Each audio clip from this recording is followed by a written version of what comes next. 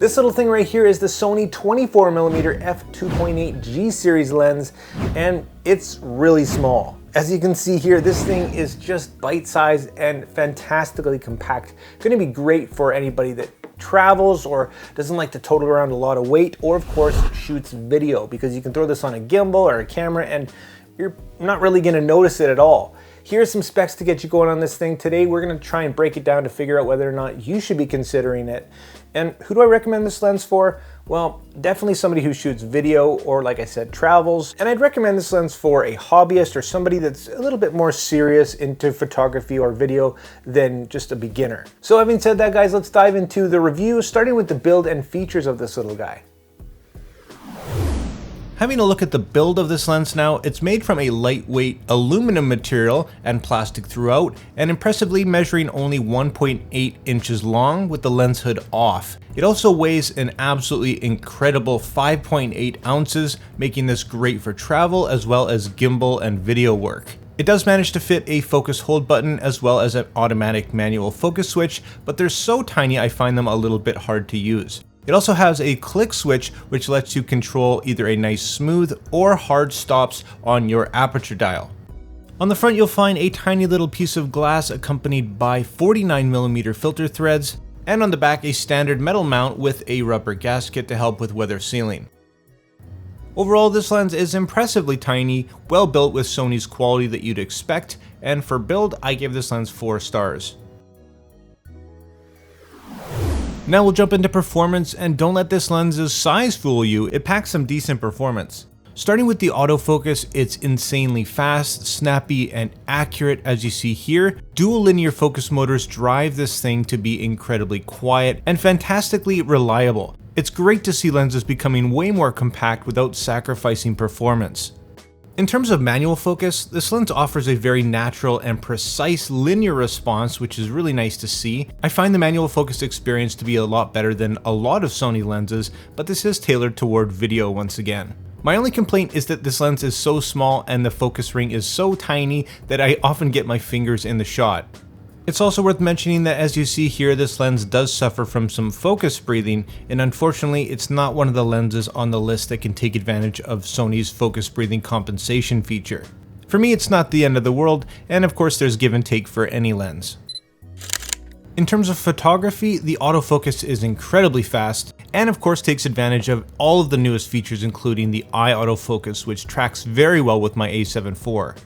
Here's some photo examples showing you the versatility of the 24mm focal length, and this lens does have a minimum focus distance of 0.79 feet with autofocus enabled, and down to 0.59 feet in manual focus. This can get you some really cool perspectives, and its 7 aperture blades is going to give you some decent bokeh, but nothing groundbreaking. Here we'll have a more detailed look at the sharpness and the optics of this lens, but today we're going to start with the vignetting and distortion because they are a bit extreme. As you can see here, some heavy vignetting as well as distortion to speak of. This is wide open at f2.8 here, and as we stop down you can see a little bit of an improvement in the vignetting to start with, but it's not actually going to be completely gone until we stop down to about f22, which is its minimum aperture.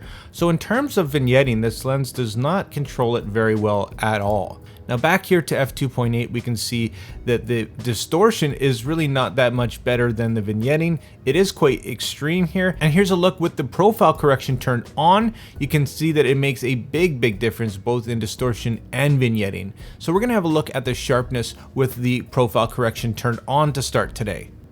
Here's a look at the sharpness wide open at f2.8. The center of the image is actually quite decent, but does fall apart relatively quickly, and moving into the corners it's definitely nothing special if you ask me.